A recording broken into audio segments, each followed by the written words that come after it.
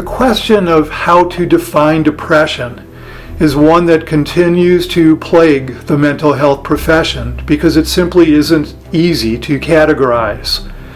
Technically, depression is considered a mood disorder and is so categorized by the mental health profession. But depression is much, much more than just a mood disorder.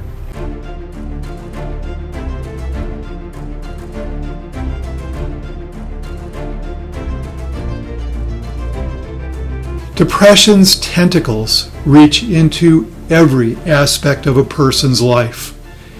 Depression infects people's relationships. Depression affects people's ability to function, to do their jobs, to carry out their responsibilities. Depression affects people's physical health and well-being.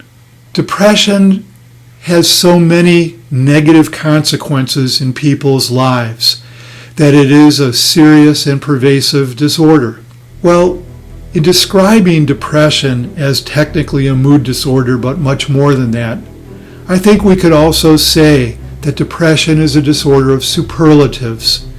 Depression is perhaps the most lethal disorder, given the number of people who lose their lives to suicide.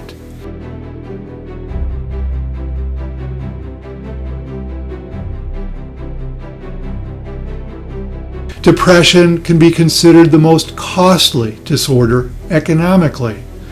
The literally tens of billions of dollars that are lost each year in the economy by people making bad business decisions based on depression, people who are unable to work, calling in sick, people who perform their jobs badly, jobs that need to be redone, people who cause accidents because of carelessness and the self-absorption typical of depression.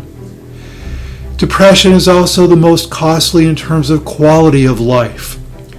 The unfulfilled potentials of every human being that get lost to the sorrow and despair of depression. And so to appreciate that depression is a multidimensional disorder, that it has many different facets to it. And in fact, no depression is unilaterally the same across all individuals. Each person will naturally experience depression in their own way. And for some people, the symptoms will be much more cognitively based, and they report the difficulties with memory and the difficulties with decision making. Other people will describe the symptoms more as mood-based, how they feel sad most of the time, irritable much of the time. For others, they will focus on the physical symptoms and talk about how they feel so agitated much of the time or lethargic much of the time, how they're gaining too much weight or losing too much weight, how their sleep is disrupted. For other people, it's much more about a relational consequence, how it impacts their relationships with other people, makes it difficult for them to function in the way that they would like to be caring and loving partners to their spouses or intimate relationship partners, or being effective in their parenting with their own children. And so when we look at all the different ways that depression affects people's lives, we can't have just a one-dimensional viewpoint.